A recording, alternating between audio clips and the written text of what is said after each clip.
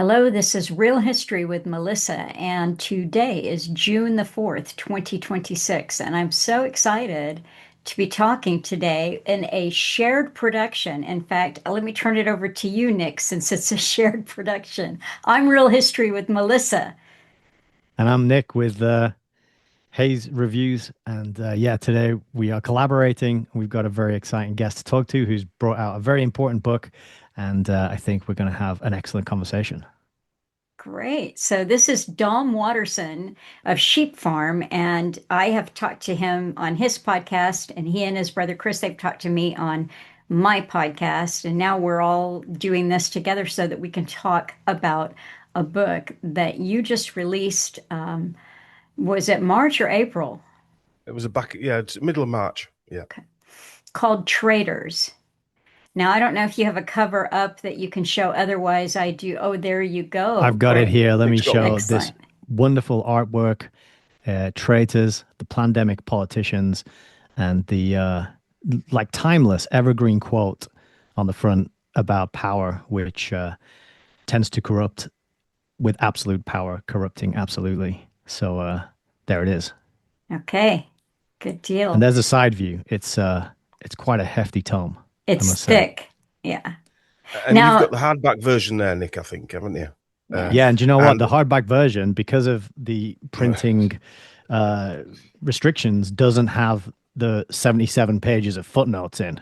So, so that's actually missing 77 pages of footnotes because apparently they can't fit it in the hardback version. So there's a QR code at the back instead for all the many, many hundreds of source notes. But it's And good. there, yeah, yeah, the source notes are amazing here. So I've got a PDF that Dom sent me to read, and it is so well sourced. And what I just said before we started recording here is this is going to be kind of a go-to book for me for looking up people that, like I just said, for instance, I have gotten into the Aspen Institute researching that. And Walter Isaacson was the CEO of that. And we're told he's a journalist, and then he was the CEO of the Aspen Institute, and he's a aw shucks biographer of, people like Jennifer, is it Doudna of CRISPR fame and CRISPR technology. He did the authorized biography of Elon Musk. And as it turns out, thanks to Dom Waterson and his book Traitors, I now know that Walter Isaacson is up to his eyeballs in intelligence connections through his family relations. Not just the obvious, well, I think the Aspen Institute is up to no good here. So I'm so impressed by the research.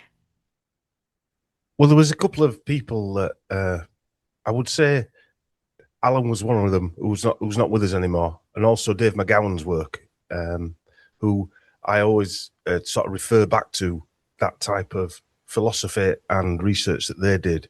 And obviously some of the other people I do quite a bit of work with as well, Mike Williams, Mark Devlin, Matt Sergiu, I'm a brother, who you sort of look up to, all your peers that you want them to be able to say, oh, I like that. And you're one of them as well, Melissa. I haven't met Nick before.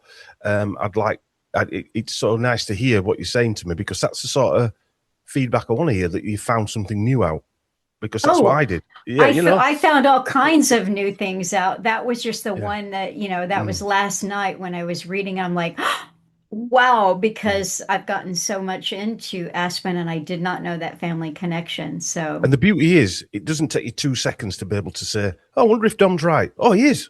It doesn't take 2 seconds to check it, does it, no. either? Well, this is something else that I wanted to say. One of the things about reading it, I mean, I'm this way, and I know Nick is too, where you gotta, oh, okay, let me put that down and then go do my own research on it. And oh my goodness, I would read a paragraph and then I'd be at the internet going, really? Well, that's fantastic. I mean, Crispin Blunt got me going way, way, way down some rabbit holes there. So a relation Yeah, to the actress Emily Blunt. that's right. He's uncle, um, of Emily Blunt. And Emily Blunt and her family, is it John? I forget his surname now. It begins with K. They were front and center in the 2020, pushing the agenda Yeah. um, as actors, both actors. pushing the agenda, telling us we need to be locked down, telling us how their family were coping with all the terrible effects of this deadly bat flu thing that were going around. Yeah. Well, this is, I mean, there's so much, and we might do it in a more orderly way, I guess, but there's just so many interesting connections that you give to, well, I don't know who was it that popularized Nobody's Dad as a plumber. Is that That Mark was Mark Devlin? Devlin. Mark Okay. Devlin, Yeah. yes, yeah, yeah, So, yeah. and Mark it's Devlin. so true. You It look is. at these people and they're, royalty and, uh, Yeah, there is not a single plumber mentioned in this entire 500-page book. It's No. it's As outrageous. try as I might try, Mark Devlin, I couldn't find one at all. We did actually find one. I forget an actor. His dad was he was sort of a plumber. I think he was a plasterer, but started out as a plumber. Major actor. I forget. It wasn't Ranulph Fiennes, obviously, but it was that type of character. But yeah, it's interesting. See, a lot of people say to me that the bloodlines don't mean anything, but um, that can't be true because a friend of mine, she does a lot of genealogy research for her friends, putting the family trees together. And I asked her, obviously we call it amateur, but it's more than amateur that she does. Lorraine, if you're listening, have you ever found any of your friends with royal bloodlines? She said no. Yet we can pick up these people and find royal bloodlines. And I'm sure other people have got royal bloodlines. So it's not just about the bloodline, but it's an important piece of evidence. Is that well, that's one neat thing that you do at the end of many of the chapters is you just show, oh, and by the way, I'm going to give you the royal bloodlines. And then you go back and back and back, and it's just astonishing. well, if you saw some of my little data files that I've got literally hundreds that I've done of people, famous people, bloodlines, which might be another book in its own right, showing the bloodlines of individual people, and then what NGOs they're linked to. That would be a book in its own right, without Yeah. the pandemic and what have you. So that may be something that I move on to. One interesting thing, I don't know if I put this in here, but a lot of these people are linked to serial killers and assassins as well by blood. So I found that we did a presentation of some of the research I'd done called Assassin's Creed, and I think it's on the YouTube channel. Yeah, I think I saw that one. Yeah, that Yeah. is. So a lot of these people are linked to, like Taylor Swift, for instance, is a cousin of Jeffrey Dahmer. Now, am I saying that Taylor Swift's a serial killer? No, but what we're seeing is maybe they've been chosen because they've got similar sort of narcissistic or psychological traits, let's call it. Well, that's one of, before we dive into that, but let's make a note of that because there is a place I highlighted where you talk about the quality, the mental makeup of a lot of the people that are presented to us as, again, I'm not sure if it's your term or borrowed, but the lifetime actors. I think that came from maybe Mark Devlin as well, lifetime Yeah, I think actor. Mark heard it from some other guys that he used to listen to, but I credit Mark because I heard it from Mark, but he says it's from two other guys he listened to. But yeah, But that's good the people that are put up. I made a comment on the Redux that went up just the last Sunday that these people, I was particularly singling out Peter Thiel, but these are not people like we think of people. They're not real. We don't really think that Elon Musk and Peter Thiel just said, "Oh, hey, let's do PayPal." Like that's just not how it happens. But yeah, you've got a really good breakdown of the psychology, and so much of your own thesis here is that these people have been traumatized in, kind of MK Ultra fashion by the way that they were raised, even bred, and certainly the public schooling system and the abuse that is systemic. Mm. I mean, Boris Johnson's a prime example of that. Well, he's a prime example. He obviously went to Ashdown House, it was called, public school. Tony Blair's another one. He went to two schools that he was surrounded by people that have been, since he's left that school, have been accused, or even more than accused, actually sentenced for abusing children while he was there. And one of them was his mentor.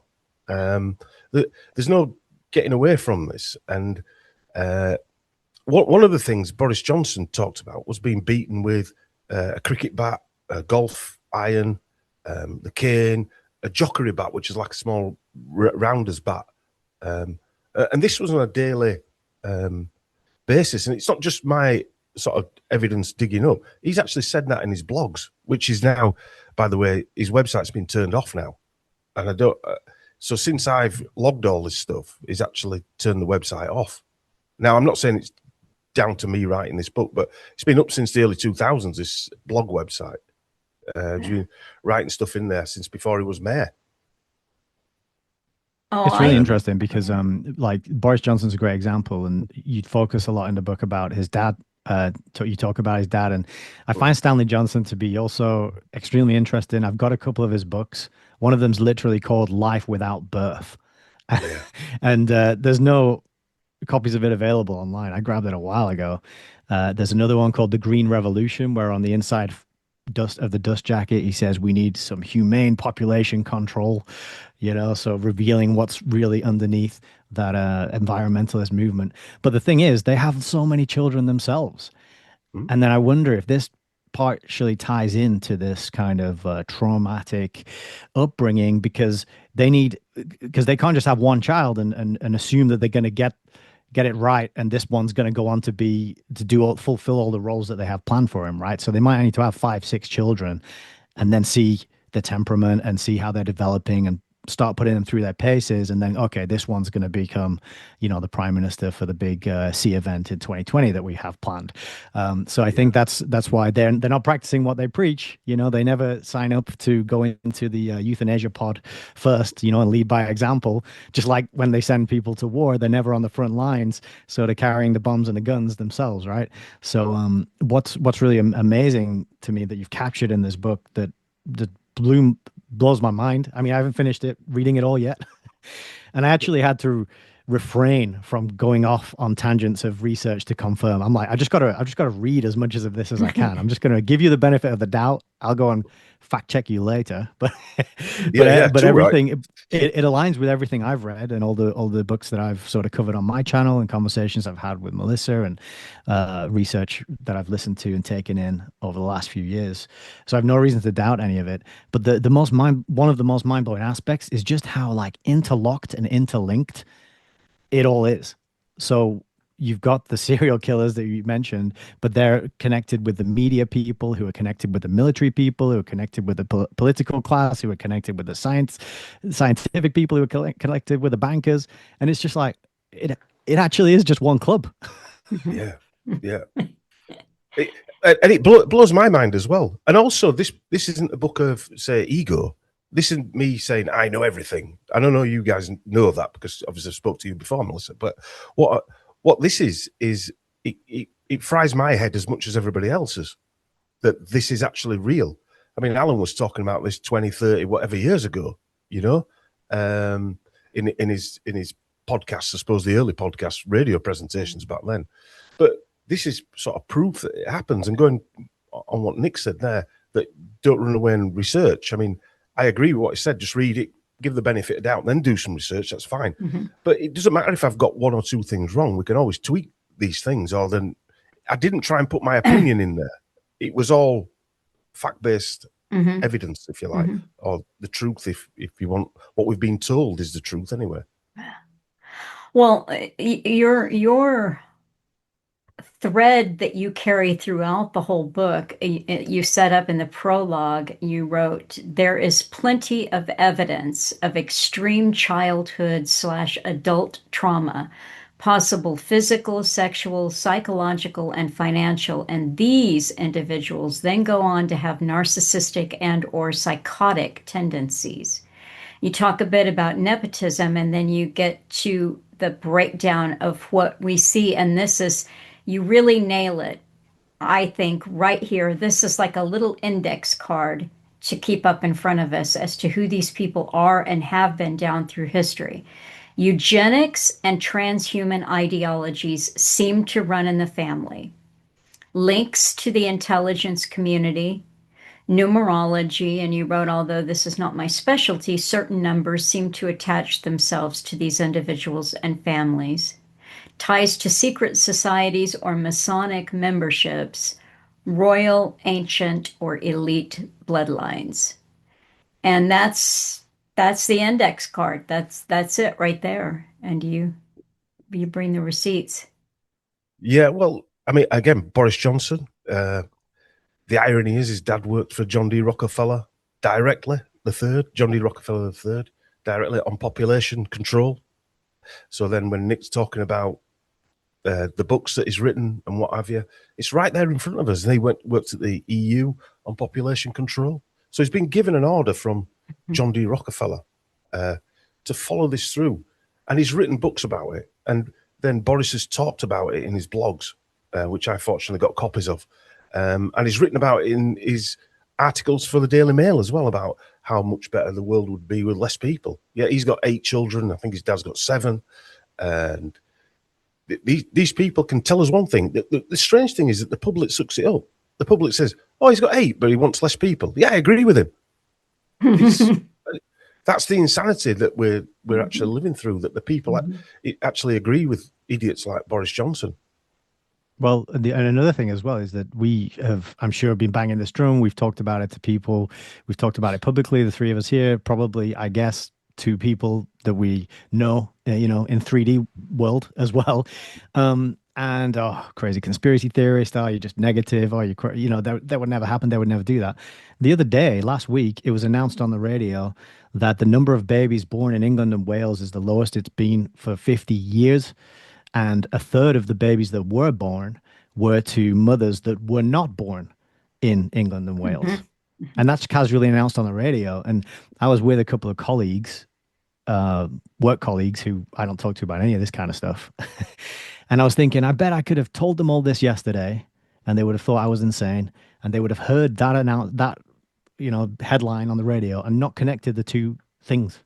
Because this is like the level of mind control, the level of conditioning that's gone in. And, it's not real if it's not on the radio. Oh, it is on the radio, but it's not, but it's actually a good thing.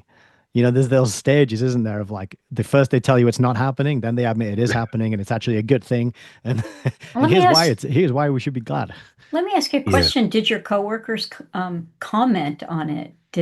You all heard it at the same time? What did they say, if anything? One didn't, said nothing. And the other one said, oh, I guess, people back then were just a bit more like go-getting than we are nowadays. Something like that. That was his like, and we're all parents, we all have children. I know the other two gentlemen with me have children as well. And I was sitting in the back of the car, just, do I take this moment to say something? I thought it's probably not worth it. We got a meeting to go to and, business stuff to do. And I thought it's probably not worth it. I'll just enjoy the aircon and the sunny day and talk about it. Well, Boris Johnson, a couple of weeks ago, I didn't have this in the book because a couple of weeks ago, I've got the headline here in front of me. Boris Johnson, he's wrote this in the Daily Mail. Boris Johnson, falling birth rates aren't a disaster.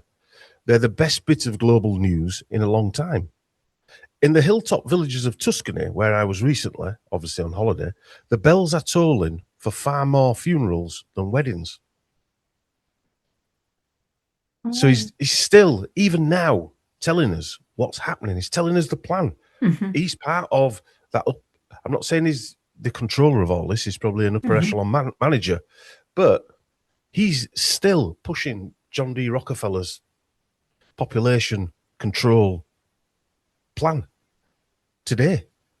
And he was in control of obviously the rollout of the jabs. Yeah. Let me at that point then, if it's all right, could I read a quote from the book? Would that be all right with you, Dom? Yeah. All right, let me see if I can find it here. So there's a bit about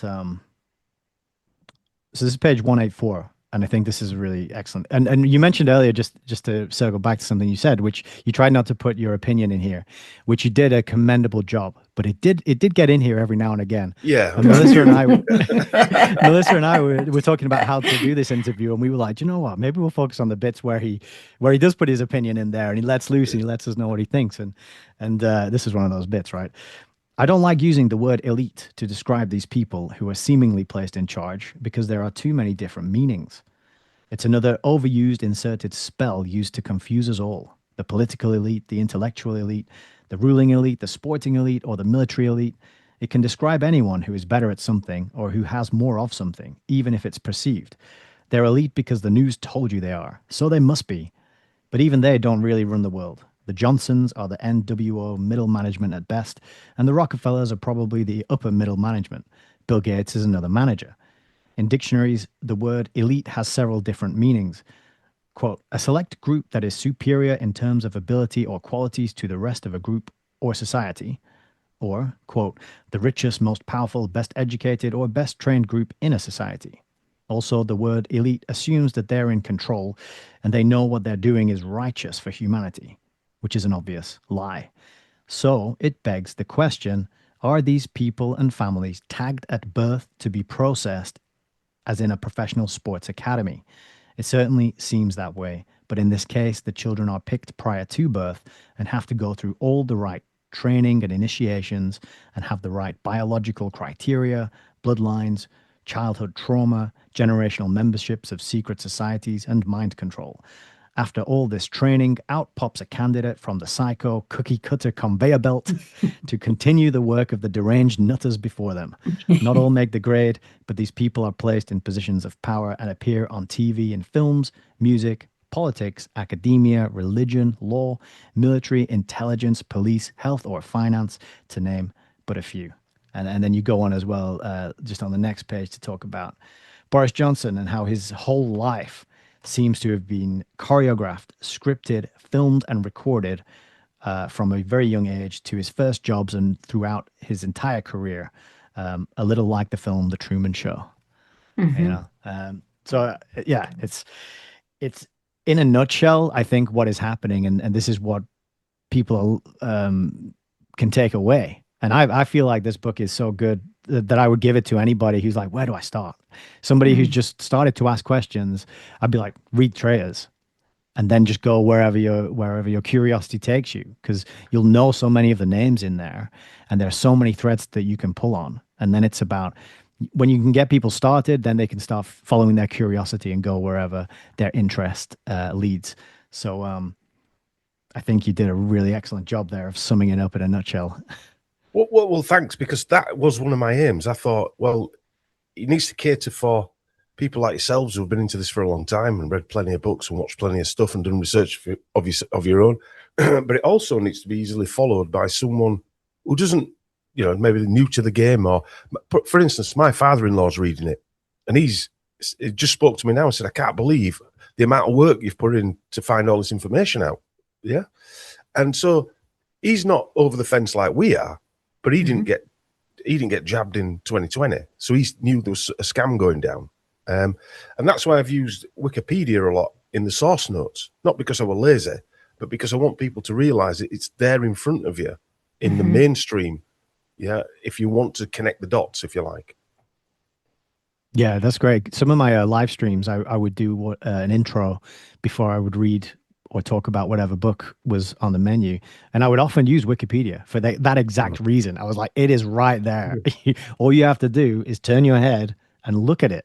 Turn off the Yeah, Netflix and the computer games and the sports balls and go and just read some publicly available information because, like H.G. Wells called it, the open conspiracy in his book back in the 20s. That is exactly what it is. This is open. It's right out there. We might not know the real ins and outs of their early childhood and the processes and procedures they go through, even though there is some of that out there as well. But just knowing their business links, their interests, their salaries, you're talking about numerology. There's a part in here where you talked about I forget his first name. Is it Zahawi? Yeah, Zahawi, Nadim Zahawi. Yeah, Nadim Zahawi, and how he worked for an organization that gave him a monthly salary of £3,333.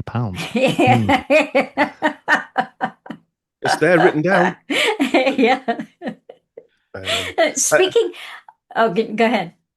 it's okay. It's okay. Yeah. Well, obviously, I mean, so far I don't find anything, not that I went looking for, to disprove you and say, oh no, that's not right. But I did read carefully, and maybe I shouldn't say this publicly, and I don't want you to get upset, but there's a I don't get typo. upset. Okay, I found a typo. I know there will be. Yeah. We've got. You're writing about Nadim Zahawi Yeah, and how he goes on the Good Morning Britain show with, and you wrote Piers Moron, but it's Piers Morgan. I know. Sadly, I got it wrong. No, you do Yeah. that. You do that throughout, and it made me laugh so hard. You give people like it's not Rishi Sunak. He's a slum dog. Yeah, Slumdog Millionaire. Yeah. Dom, I When I got to see say, Rishi while we're on Sunak, this topic, I've got to say though, every single time, this one gives me a giggle. Savage Jabhead. Yes. Every Savage time, Jabhead. like when it pops in my head, it just gives me a little warm fuzzy feel. I'm like, that is one of the best ones ever. That was Yeah. Chris called him Savage Jabhead. Yeah. Oh, well, I loved Piers Moron because it was so perfect. As I was reading it, I stopped for a moment and thought, that's not his last name, is it? I try to do it seamlessly so it just flows. As we would do the presentations, where it's dark material. This, I mean, the Tony Blair Yeah. chapters. I don't know if you've got to them yet, but the Tony Blair chapters are dark chapters. Yes, yes. Some of them were difficult to write, and not in because the writing was difficult, but just to write about. They were. I actually felt sorry for a lot of these people as children, because a lot of these people didn't ask to be dealt with this way and put in these situations. Now, as I mentioned, it does turn them out a certain way, though. Like Boris Johnson, you can tell he doesn't care about anybody else. He's got no. There were a breakdown of a psychiatrist doing his mental breakdown. He said he's a psychotic narcissist. That's what he actually said. I forget the guy's name. It was called Dr. Shoreham or something like that. He actually said he was a psychotic narcissist. And he was our prime minister. Yes, and if you look, we were talking about his father, Stanley, and what another heartbreaker there is Boris Johnson's mother, Stanley's first wife. I mean, it is so tragic, and she ends up with a broken nose. Mm-hmm. And Stanley Johnson's excuse was he was just flailing around, and the nose got in the way, which, that's not how she tells the story. Well, the actual hospitals that she was put in were a lot of the British arm of the MK Ultra operation that Dr. William Sargent was running. So he was in and out of a lot of these. He was linked to Dr. Asher, Richard Asher, Jane Asher's father, who was also in the 60s. Paul McCartney was living in that house, which again, I've obviously not written about in this book, but these are all interesting spin-offs where, so the Maudsley Hospital was funded by the Rockefellers, I do believe, if memory serves me right. I think it was funded by the Rockefellers, and a lot of the Nazi doctors in the 1930s came over, and there was like an exchanges of doctors going to Germany as well. So a lot of that research that was being done, apparently the Nazis were bad people, but they were allowed to come into Britain in the 30s to train some of our psychiatrists or work with our psychiatrists. Didn't Boris Johnson go to that hospital as well when he was supposedly struck down with the big C? Wasn't he went to like St. Thomas's? He went down during 2020. I think it was March, April 2020. He was coincidentally went down with we called it 91 Divok in our podcast, so we didn't get turned off. A Divok is a parasite, a spiritual parasite, and he was struck down. But when he came out, it looked odd. It looked like he'd seen the gates of hell. But St. Thomas's was one of the main hospitals where the UK arm of MK Ultra, run by Dr. William Sargent, was run out from. That was in the 50s and 60s. He had a room called, I think it was called the sleep room, where he put mainly women to sleep for months at a time when they had psychological issues or supposed psychological issues. An associate of Ewan Cameron. And He was. yeah. In fact, some say Sargent was Ewan Cameron's mentor. He taught him how to hypnotize people, and wrote papers on it. And so did Dr. Asher. He wrote this is his book, right? That's the book, the yeah. Mind. That's the one, yeah. William Battle Sargent. for the Mind. Yeah. 1957, published by Pan Books. Amazing, eh? It's a giveaway, isn't it? Also, in that book there, I think it's that book or one of the other ones, there is a picture of a screaming Beatle fan. And underneath the picture, it says Beatle Possession. If it's that same book. I think you show that in one of your talks. Yeah. And so they were again, we're just going off script here a little bit, but they were working on possessing people via music in the 50s, and then they brought it into obviously the Beatles music, where the screaming fans, which was quite a famous part of the Beatles backdrop, wasn't it? But if they're doing that to Beatle fans, they could do that to MPs, CEOs, judges, all the other people that we speak about. All of them went to these public schools. I think there's a guy called Tim Renton. I think I mentioned him in the book. He said that 75% of all prime ministers, I think, went to boarding school. It's quite a profound statement. But if you dig a little bit deeper, you could say 75% of police commissioners, judges, top lawyers, whatever, MPs, all went to these schools as well. So we're actually John Lennon was right. We were being run by psychos. The world is being run by psychos. Is it okay if I read your dedication to the book? You can do, yeah. Yeah. So this book is dedicated to people here in the UK and around the world who suffered mental trauma and physical abuse during the ritualistic COVID-19 lockdowns, especially those who were killed by the UK government when put into the Liverpool palliative care pathway to death in old people's homes, intensive care units, or just through lack of medical attention. The book is also dedicated to the millions who were injured for life or who died from having the mRNA COVID-19 vaccines. So obviously, talking to Dom or Chris and Sheep Farm, you're going to have a lot of laughs, but it's a very serious book about what we lived through, which is a horror show. And I want to... That dedication there...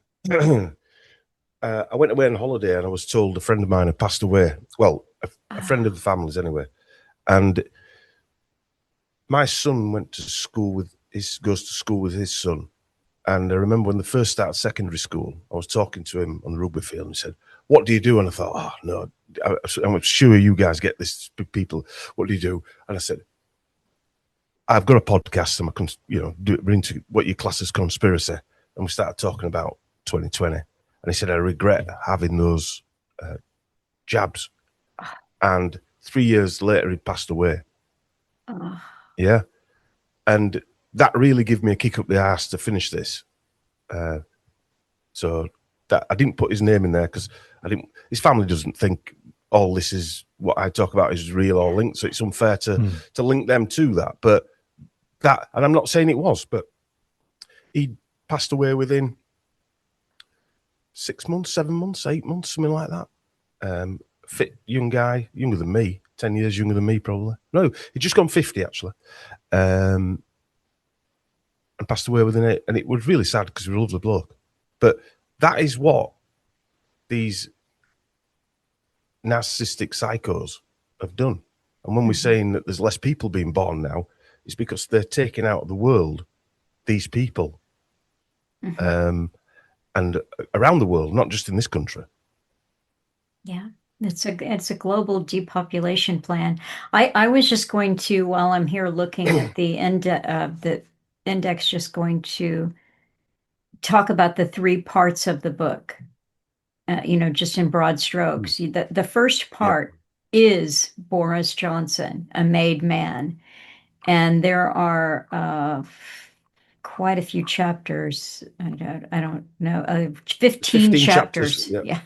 And you cover it so thoroughly, but for people who are going to read the book, it's not just Boris, but because you've got connections and bloodlines and companies, and it's a fascinating history that you walk us through.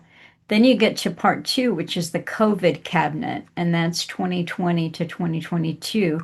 And these are who are the key people, and the one of the key people that you focus on is Nadim Zahawi, and sorry if I slaughtered that, not being in the UK and hearing it every day. But I mean, what a piece of work this guy is.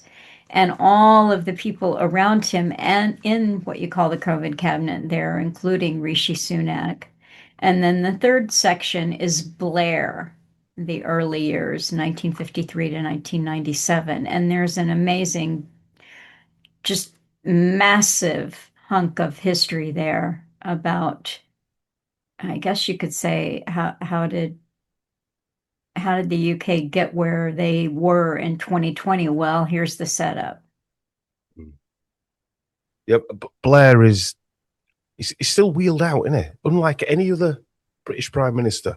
Mm-hmm. There's no one in modern history anyway. They didn't wheel Margaret Thatcher out, John Major out, although they still have prominent roles.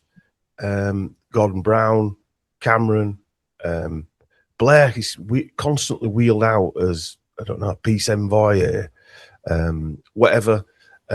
He was wheeled out in 2020 to tell everybody about getting IDs and all this other stuff. He's still being wheeled out. I think his son got a 300. His business is, to him, it's worth 300 million or something like that. Blair's, Ewan Blair's business. He's had a lot of investment in from.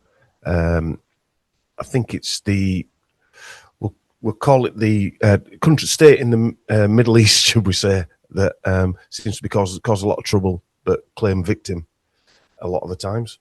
I think we know what we're talking wasn't about. Blair just recently rolled out to tell us that, the climate thing is not all what we were telling you it was, and actually you can ignore all that stuff because we need to use all this energy for the data centers that we're building. Yeah. Yeah. And that's because he's been backed by Larry Ellison, the Oracle guy. Larry Ellison's given his foundation tens of millions of pounds. Yeah. Boris Johnson's linked into Larry Ellison because his father-in-law, his new wife, Carrie Johnson, her father was the managing director or the CEO of the Larry Ellison Foundation. Yeah. And they also work for, her brother and him work for an arms company. I mean, all this is so intertwined.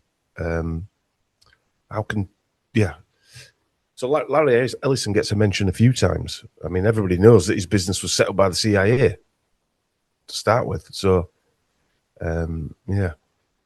But then there's even like one thing I learned, page 250 was about Hewlett Packard and its links to Trilateral Commission and population management.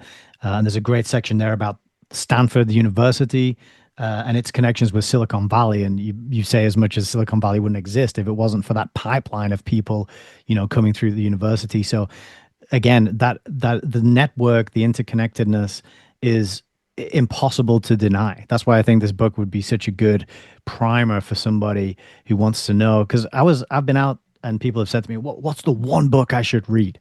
If I'm not into this stuff, what's the one book I should read? And I'm always like, what makes you think there's one book?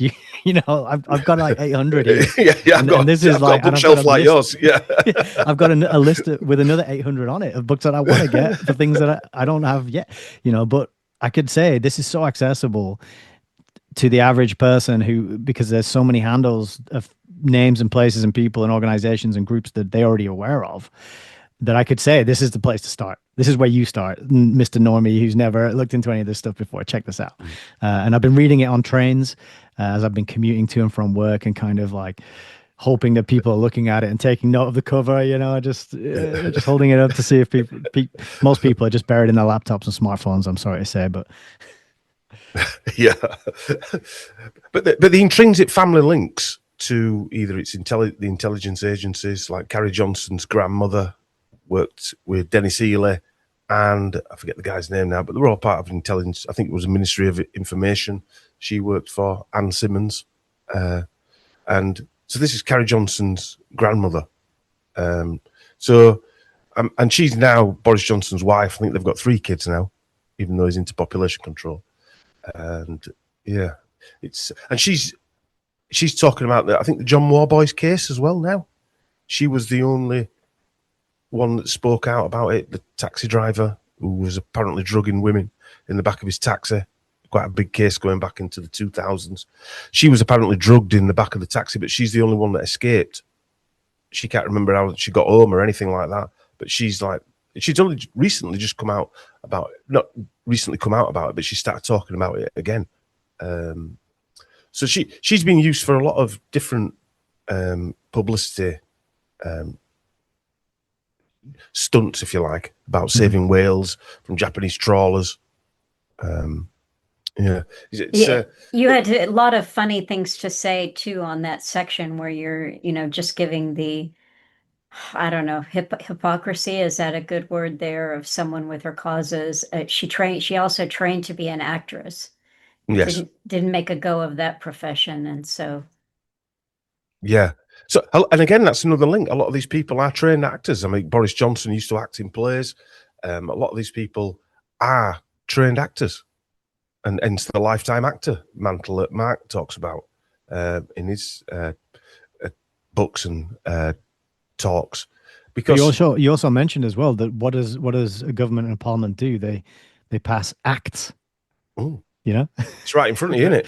and then it's the theater of war, isn't it? Where you do battle against the bad guys over there in that other place. And so the words give away so much, and that's one thing that you do here that I think resonates and chimes really well with Alan's work, for example, is you'll write certain words in a way with capitalization. For like the classic one is on the sign behind you, believe, with the word lie in the middle there. Don't believe something. And you do that throughout here as well, which is another really good way to help people see when they're not seeing, is like, why do we call it a theater of war?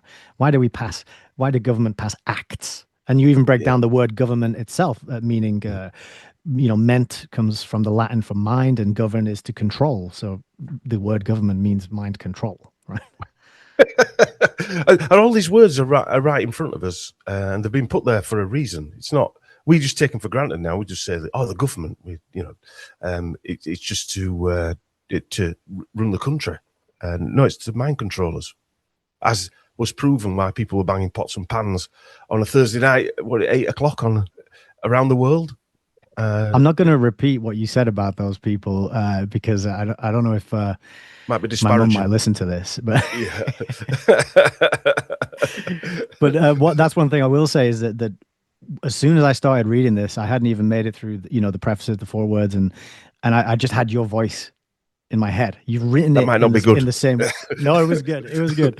It was good because, especially in this era, this age of AI, and you see everybody churning out these long articles and all this text, we're bombarded with it now, and it's soulless. There is no creative human spark behind it. It's just AI slop. That's the word for it. And this is the absolute antithesis of that. There is so much soul, personality, heart, care, love that you've put into this project, and it's a pleasure to read it, even though it's so information dense, and it's a lot to take in. And I probably I didn't know, I would say, I don't know, 80, 85, 90% of the information in this book, and I've probably forgotten most of that already, just through the first reading. But like Melissa was saying, it's here now.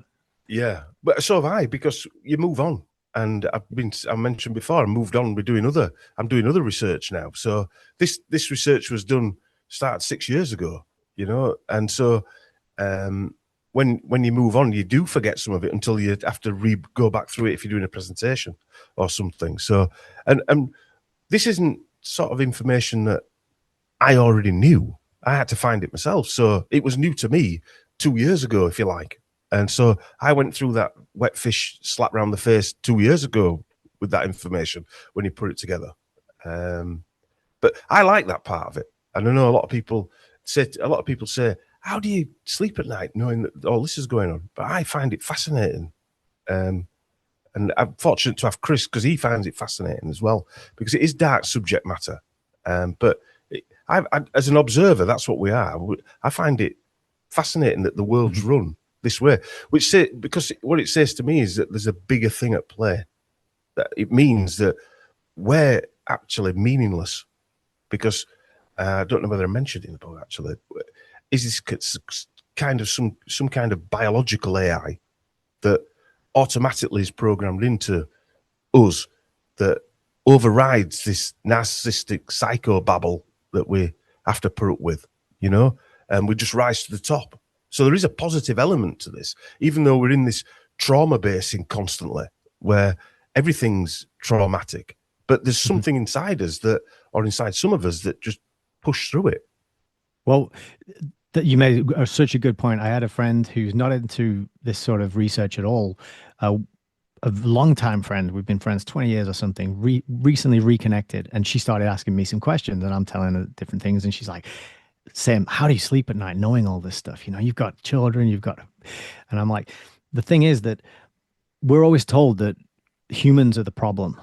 This is the central lie. It's like, there's too many humans. Humans are the problem. It's like, whoa, whoa, whoa.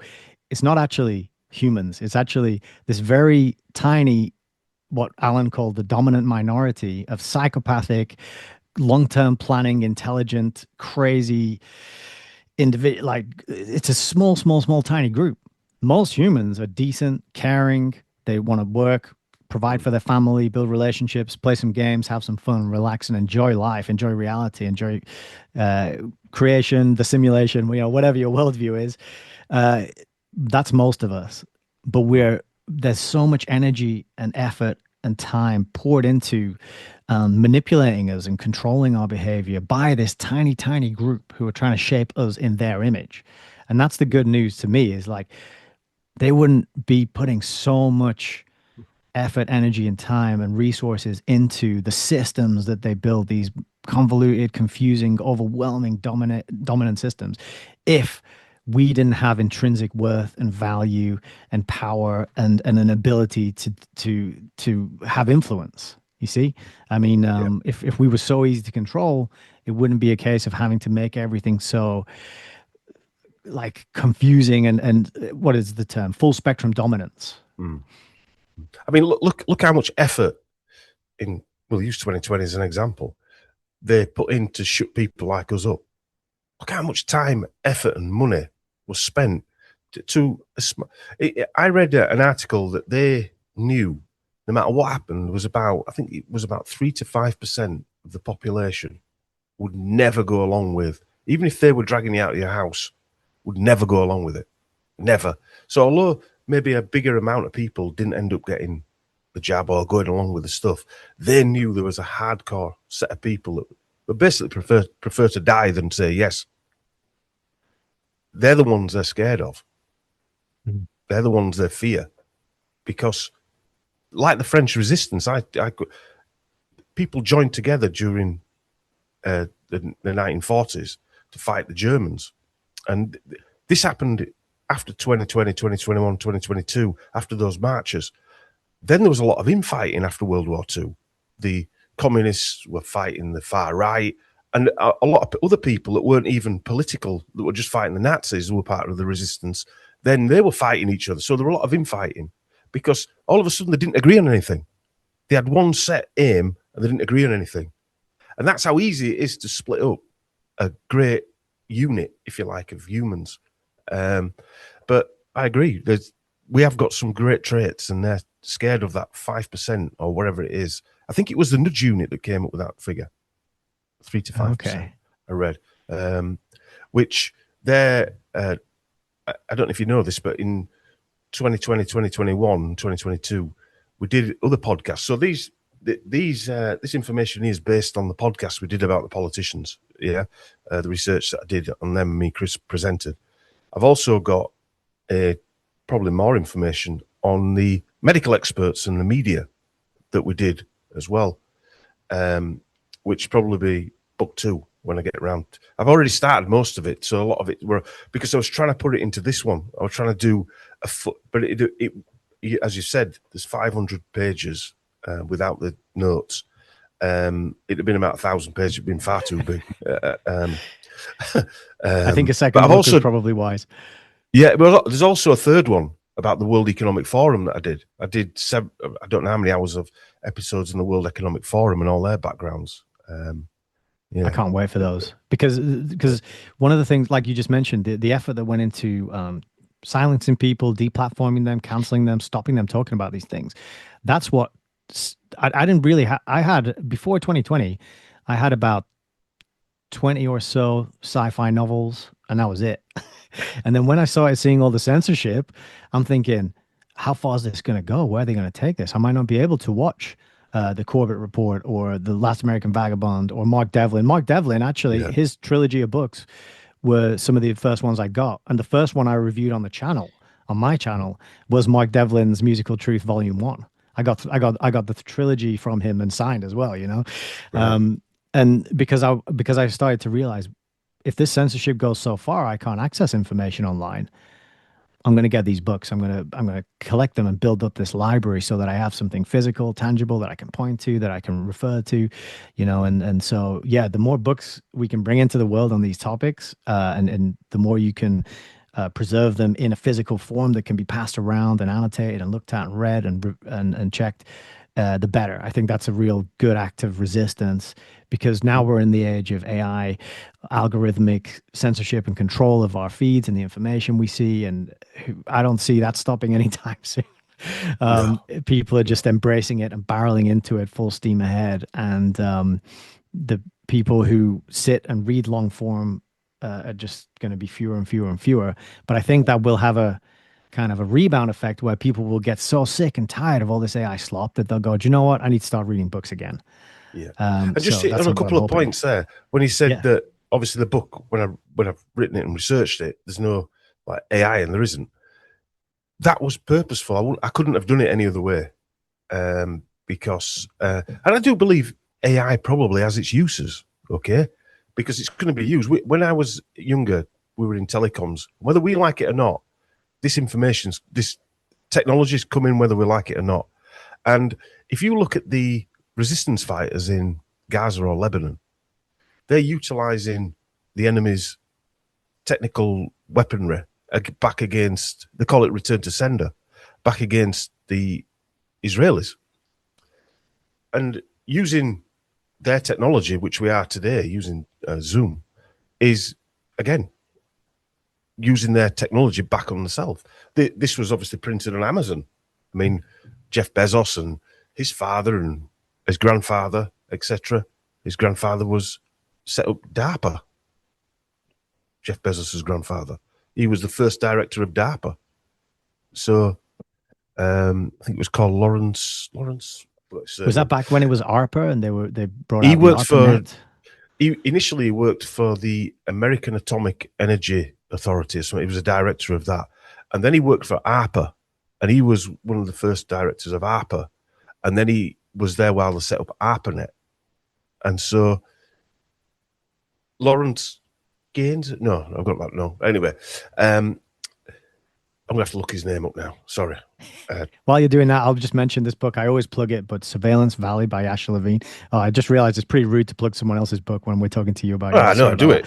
But but this is a Not really, rude at really all. good one. It covers ARPANET, covers basically it was a counterinsurgency technology. It was they were testing it out in Southeast Asia, Thailand, Vietnam, these kinds of places, and then they brought it back over here. And then once it was up and running, they handed it over to a lot of private companies to control. But that's a really important history people need to know about. Did you find the name? Mm-hmm. Yeah, Lawrence Gise, he was called. Gise. Lawrence Gise. Yeah, he worked for the US Atomic Energy Commission, and then he worked for the Advanced Research Project Agency, which is ARPA. They set up ARPANET, the first internet. In 1958, he started working for them, and then he ended up being a director of DARPA as well, among other stuff. Wow. And that's Jeff Bezos's organic online business. He just set it up in his garage. What are garages about?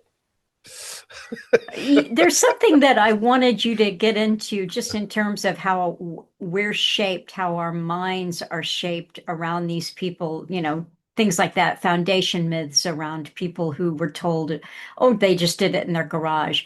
But you showed the connection there between Zahawi and YouGov. And just the name YouGov is set up to sound like it's something from the government. Maybe it's the government polling you or asking you questions, but it's so he and a partner, and this is an Archer protege, um, they they set up YouGov, which is a data mining polling business. And then you tie in YouGov to several other things, which just have the function of not really polling what you think, but shaping how you think. And I don't know if you've got any, yeah. I mean, did I dig very deep? I mean, I could have gone into pages and pages on YouGov, their contracts with the government. They work for the government, but they're not part of the government. It's one of these quasi-type corporations. It isn't an NGO. It's listed on the London Stock Exchange. But the three people that were listed as the main directors had never run a listed business before. Even the CEO, the chairman, I forget his name now, but he was, I think, ex-BBC, had nothing to do with any of this type of business. From my research, he'd never even run that type of business. He was even on, I think it was the Intelligence Services watch list as being a communist spy in the 80s. And yet all of a sudden he rises to the top and manages these two characters that were both Archer proteges, as you say, Melissa. Nadeem Zahawi, who was known as Archer's lemon curd, because he's from Kurdistan, and a guy called Stephen Kowalski, who changed his name to Shakespeare. Stephen Shakespeare took his wife's maiden name, and he's intertwined his different names for several different types of work, if you like. But Stephen Kowalski's dad was a press liaison officer after World War II. So he used to go into East Berlin as a German. I think he was Polish, actually. But he, as a British liaison officer working with the British Army, and come back with information about East Berlin. And it was well known that both of the East Germans used to do it, press liaison officers, and they were all spies, basically. They were spying on each other. And they were using these press liaison officers as go-betweens or conduits. And Stephen Kowalski ends up at this public school in Britain, in Cold War Germany, with no evidence of how they're paying for this boarding school. But then when you go into detail, there's quite a lot of intelligence officers that come out of this boarding school. And that's the background that a lot of these people seem to have, is that they're from an intelligence background but end up being CEOs of a major company on the stock market. And I'm not saying Stephen Kowalski is an intelligence officer. I found no evidence of that, or Stephen Shakespeare, whatever he's called. But they were certainly front and centre doing the data polling or asking questions to people about 2020 and the lockdowns and things like that. You said on page 212, these companies are funded until they succeed, like Amazon, Google, and Facebook, and to a lesser extent, YouGov, simply because the NWO needs them to succeed to fulfill whatever generational plan is in operation. That's very It seems quite obvious to me, does that? Because Amazon was losing hundreds of millions, not just a few quid. I've been in business quite a long time, and I've seen businesses funded 3 or 4 years, and they close them down if they're not doing what they need to be doing. Can't hit the targets and all that type of stuff. But yet these are funded for decades before they actually look at Tesla, Elon Musk's Tesla. I don't even think that's ever earned a profit, and yet it's worth $1 trillion apparently. How does that work? Isn't there a similar thing going on with these, genetic testing kits that give you your ancestry, 23andMe type outfits as well? Yeah. Well, the founder of the 23andMe, she's the ex-wife of one of the Google guys. Mm-hmm. and they actually Sergey's Sergey ex-wife, Brin, yeah. Sergey Brin, yeah, and they actually marketed 23andMe as the Google of genetic testing. I think it was somewhere. I did that was part of the World Economic Forum stuff. Actually, I did a presentation called "Revenge of the Nerds," and it was all about the tech guys that were brought through the Young Global Leader program. That's another connection as well. A lot of these people we talk about all went through the Young Global Leader program, which is sort of like a modern day Nazi youth. Which was itself the name was changed, right? Was it That's originally right, they're yeah. going to be the global leaders and then they became something else? The Global Leaders for Tomorrow or something like that. Tony Blair was the Global Leaders for Tomorrow in 1993. So was Bono as well. Is it? And that's Oh, sorry, go go on, ahead. Melissa. Well, I was going to read just a little bit more. This is right around YouGov, just to show, if that's okay, just to show connections to how our opinions are formed. It's fascinating here. So this is YouGov. It's partnered with Imperial College London. Supposedly, this is just a opinion poll, but it's actually, as you write here, mass mental manipulation. And you quoted the ICL website about YouGov. We're tracking how people across the world are responding to the coronavirus pandemic. Our global survey, launched in partnership with YouGov the first week of April, is collecting fortnightly data from 29 countries to explore the public's attitudes and health behaviors as the situation evolves. Through this survey, we're monitoring how compliant individuals are with COVID-19 safety measures, such as self-isolation and avoiding unnecessary travel. We're also looking into a range of other relevant behaviors and measures, from hygiene to quality of life. And then you start writing. You said, so let's get this straight. The minister for COVID vaccine deployment, that's Zahawi, Navid Zahawi. The minister for COVID vaccine deployment was a shareholder in YouGov, who is working for the UK government and ICL, that is funded by Wellcome Trust, the Gates Foundation, GSK, that's GlaxoSmithKline, and many more. Okay, moving on. In 2020, we saw prominent SAGE members from ICL, like Professor Knobhead. Another misspelling. Yes. Typo. Well, you got so many typos in here. So Professor Knobhead, aka Neil Ferguson, OBE, F Med Sci, pushing the nonsense data probabilities that never actually came true. I could go on, but I won't, as it's starting to make me angry. Lastly, the YouGov slogan is what the world thinks, or more like what the world is made to think. Although I think the clue is in the name, YouGov. I mean, how do you get away with using that name? They're not a government department, well, not officially anyway. They are an opinion-grabbing data collection company. It probably gets away with it because it looks like an intelligence setup, as well as we shall see in a moment.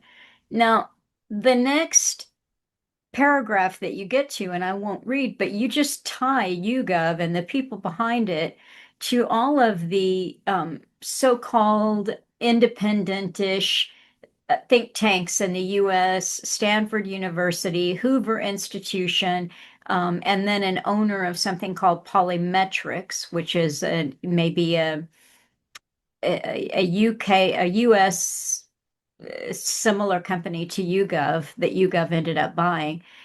And then it all ties back to the Council on Foreign Relations and the CIA OSS. It's pretty astonishing there. I took pictures of that it's page 214 and 215. I took pictures of these and I put it in my Telegram group, and I said, I've never seen so many think tanks and groups and intelligence agencies and institutes all on one page. I think this double pager is the full house. And I just wanted to mention as well, just to go back slightly to the YouGov thing, what's in a name? the page before the part that Melissa just read from on page 211, you've told us that when YouGov was set up in 2000, one of its biggest shareholders was Zahawi's Baal Shore Investments. Baal Shore Ball, ball. Investments. And yeah, and then page 214, 215. Let's see if I can get all these on the record. We've got the European Council on Foreign Relations, the Brookings Institute, WEF Young Global Leader, Rockefeller Brothers Fund, George Soros's Open Society Foundations, Bill and Melinda Gates Foundation, Fabian Society, Young Fabians. We've got Hewlett Foundation, Carlyle Group, Council on Foreign Relations, Bilderberg, Henry Jackson Society, Israel, Rothschild, MI6, Communist Party, Soviet NKVD, Trinity College, RAND, Chatham House, I said that one already, Center for Social Cohesion. All on 2 pages linked together. It's amazing. I was, I had a big grin on my face when I was reading this bit, just going, this is outstanding. Well, It's on the strange. same page you get in there, let's see, Matthew Did I miss one? Jameson. Yes, you did miss one. Matthew Oops. Jameson, who went to Georgetown School of Foreign Service. And then in parentheses, Dom writes, Georgetown University is associated with scary neurobiologist Professor James Giordano. You may remember the videos that I've played over the years where Giordano is discussing neurosecurity. And then you get in the European Council on Foreign Relations and the Brookings, and you mentioned Brookings, and then it goes on and on and on. Yeah, quite astonishing. I find it quite interesting when you're doing research and it says, this is the board of directors. And you think, I'll just search that one name and all this information comes up. Or I'll search that one name and all this information comes up. Then you put it all together and you think, jeepers, it's, these people are a bit like the Boris Johnson's friend, Lebedev, Yevgeny Lebedev. And his father was a KGB agent, and he's Boris Johnson's friend, and he owns, I think it's the Observer. I might be wrong there. He owns a major newspaper anyway, and the Independent. He owns the Independent newspaper, and guess who used to own it? Carrie Johnson's father. They sold it, and it's like, what? Hang on a minute. How does that work? It's these things are all tied, and it doesn't take. All it takes is the effort to do it, to uncover that all these people work for that NGO, and then they also work for that NGO, and they all sit on the Brookings Institute or something else, or John Major works for the Carlyle Group or whatever, There's another example I've just got to give here, because this is one that stood out to me. David Rubenstein. So this is 2 paragraphs. Listen to this. Get your bingo card out, everybody. Get your New World Order bingo card out. We're going to have a game. You are guaranteed to get a full house. David Rubenstein. Rubenstein is a member of the World Economic Forum Board of Trustees, chairman of the Council on Foreign Relations, co-chairman of the Brookings Institution, a member of the Trilateral Commission, founded by Zbigniew Brzezinski and David Rockefeller in 1973. Like his Carlyle Group co-founder, William E. Conway Jr., David Rubenstein is a trustee of the Johns Hopkins School of Medicine that held Event 201 in October 2019. Rubenstein has attended more or less every WEF conference in Davos since 2004, and he's also attended the 65th Bilderberg meeting in Virginia, USA in 2017. The Brookings Institute is another think tank founded in 1916, and throughout the years, it has been funded by the Bill and Melinda Gates Foundation, Carnegie Corporation, Charles Stewart Mott Foundation, Climate Works, Democracy Fund, Hewlett Foundation, Koch Family Foundations, Open Society Foundations, PepsiCo, Rockefeller Brothers Fund, and the Rockefeller Foundation. According to the New York Times, its single biggest foreign donor is the Qatari government. Bingo. Yeah, full house. Absolutely. And something else too that I noted several times is you can't read this compilation of connections and come out thinking left, right, conservative, liberal, Democrat, Republican. You just can't, because if you follow the money, the foundations, and the think tanks, it's all one club. It's all one consortium. Yeah. Well, the notion that they're all thinking independently is just off the table, because they're all funded by the same people, which again, going to fund other things like, I don't know, Larry Ellison's the largest funder of the IDF in Israel. Yeah, he's the largest funder. It's out there. It's full front page news somewhere. You can see it. The same guy who is the largest funder of artificial intelligence initiatives in the United States is the same guy who's the largest funder of the IDF. That ought to make you pause for just a moment. Mhm.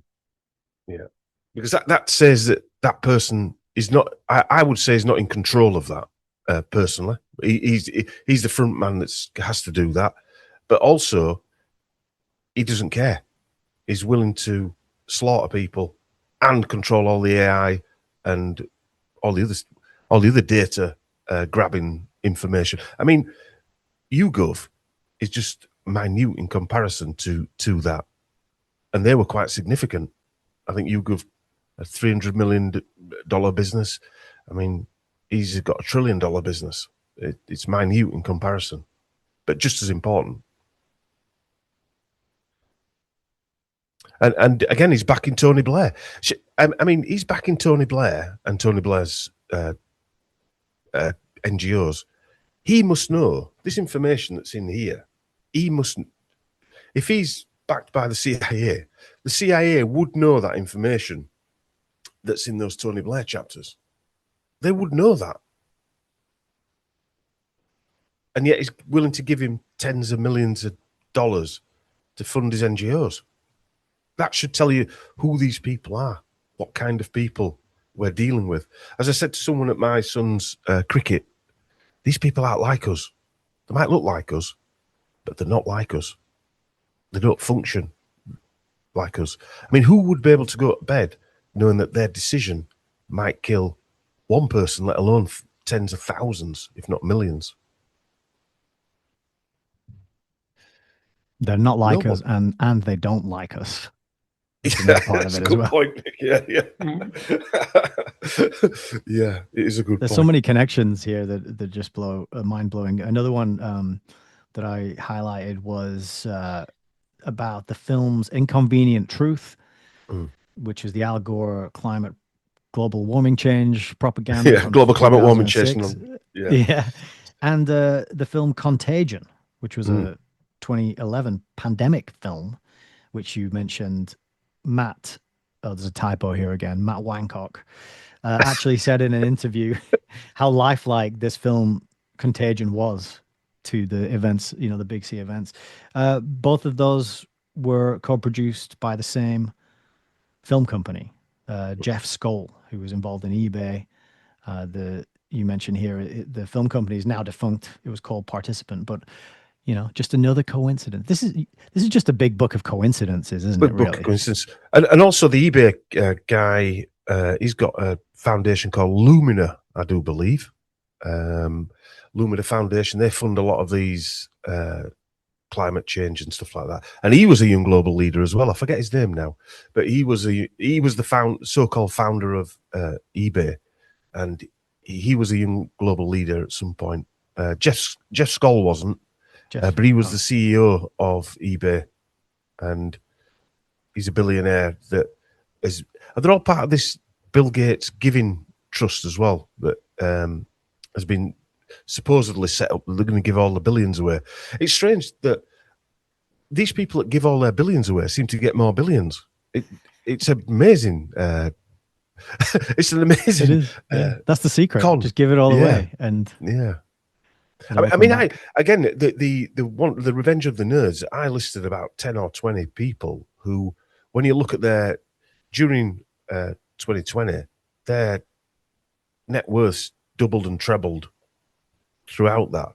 And yet they were front and center funding the operation that was going on. Or supposedly they were funding, probably being told to fund it in some way. And Jeff Skoll was one of them. He gave tens of millions to fund...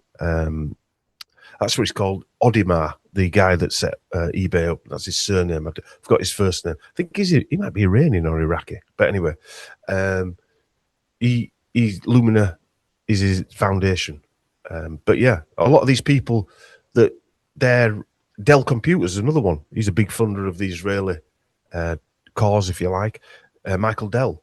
But he was a young global leader in 1992, I think. 93. I think it was the first year. And all of a sudden, his business selling computers seemed to skyrocket. I think he's worth nearly $100 billion now. Well, Yeah. one of the things when I was illustrating the last Redux that went up last Sunday, I was looking at water, data centers, artificial intelligence, and water. And I came on an article that was written in 2012, and it showed way back then the web of money, big money around buying up water rights and aquifers and so forth. And I know, I think there was a connection to Colorado water through Hannah and Maurice Strong. I mean, so it's been going on for a long time. So they tend to start stockpiling whatever it is that they're going to make money off of. Same thing here with pharma during COVID. These things, if we had time to follow it, would probably have been set up 10, 15, 20 years ago as they prepare for everybody to make, so the people who made the killing, who, add an extra billion or two or 10 to their bottom line during COVID, they probably set that up 10 years before COVID because we're Uh, living, as Alan Watts said, we're living through a script. oh, yeah, definitely. I think that's another thing this, hopefully this work does, is show that this isn't just now. This has been written over generations. That they could not have won the COVID, whatever it was, operation, if there hadn't been social media. Mm-hmm. There had to be social media because it had to spread through social media, not physically. The news had to spread quickly to make it look like it was spreading around the world, for instance. Right. I mean, going on to water, I mean, the guy who was standing in on the WEF, he wrote a paper once. He was one of the lead guys, actually. Nestle. He was the CEO of Nestle. That's correct. And he had links to the CIA as well, because he was a director of Nestle, I think in South America, where Nestle was helping the CIA cause a coup in one of the countries. Forget which country it was now. And he was the director at that particular time. So he's got links back to the CIA. I forget Peter something or other he's called. I can't remember his name. He actually said that water shouldn't be. He said it's not a basic human right. It's exactly. Not. It should be a product. It should be a product that we sell. Yep. Yeah. These people are disgusting individuals. They're not. Like he us. might be someone's grandfather, someone's father, but they don't know what he's like. Probably a lot of these people. Behind the scenes, he'll be doing things that, if he went home and told them, they would disown him. Or maybe they probably don't ask too many questions. Him. He's bringing in the bacon, they probably get nice life, cars, treats, holidays, all that good stuff. Yeah. So they probably don't care what daddy does or granddaddy does. It reminds me of... He makes chocolate, right? Yeah. it reminds me of, well, in Halifax, Nestle, there's a massive factory in Halifax. It's one of the main factories. A lot of the people in Halifax work for Nestle. They don't realize that Nestle's milk in Africa is probably poisoning or sterilizing kids or the parents or whatever. And they don't understand what goes on. They've just got a job to do, 9 to 5. Like all people don't understand what level of control we've got over these corporations. I wish we did. I wish people had realized the level of control that we had. For instance, Marks and Spencer in Britain, everybody's lovable Marks and Spencers, but the Zionists, the people that started Marks and Spencer up were Zionists. They were, I think, the president of the Zionist organization. Yeah. What I'm getting at, these are the people like Larry Ellison in the modern day who prop these things up, or the front men or front women of these operations. As we've seen with Trump, people that are backing him are leading him down this path. Even though he's not in control, thinks he is probably, or maybe not. Maybe they've got that much on him, like Tony Blair, that he's got to do it, and he's got no choice in the matter. Well, I don't believe he's controlling anything. but I somewhere think he's been. probably that narcissistic psychotic that was, defining Boris Johnson would be an apt description. I mean, I'm Who not a is? psychiatrist, but I'm just saying that could fit the Yeah, orange man. I've got to agree with you. I've got to agree with you. I mean, I think it was a guy called Cohen who was his mentor, and what Yes. his whole training was: you could never be wrong, never admit you're wrong, always say you've won. I mean, he's basically training him to be a narcissist. That is a narcissist Yeah. in essence. Well, and he was a gangster, really. You know, Yeah. just Which I was just going to say, actually, Melissa, that a lot of these people remind me of gangster bosses. When you watch a film like the old Godfather, all his kids love him. You know, his daughters and things like that. They don't realize he's goes around knocking people off and having people assassinated and things like that. And that's what these people remind me of. yeah. They'll just go home, take the tie off, put the slippers on. I'll have a cup of tea. Thank you. You know, and the wife just ignores what's going on. That seems to be what is happening. Yeah. I mean, Sherry Blair's or Sherry Booth is an interesting character because I think I mentioned it in here actually that she's related to John Wilkes Booth. Yes. And a lot of people say she isn't, but all I can go by is what they said themselves. And her father says his father told him he was related to John Wilkes Booth. So, Well, here, while we're on the subject of actors and relations that are kind of odd, you're talking about Ben Affleck, and before that, you've just gone through a whole bunch of connections to actors, and then you take Ben Affleck.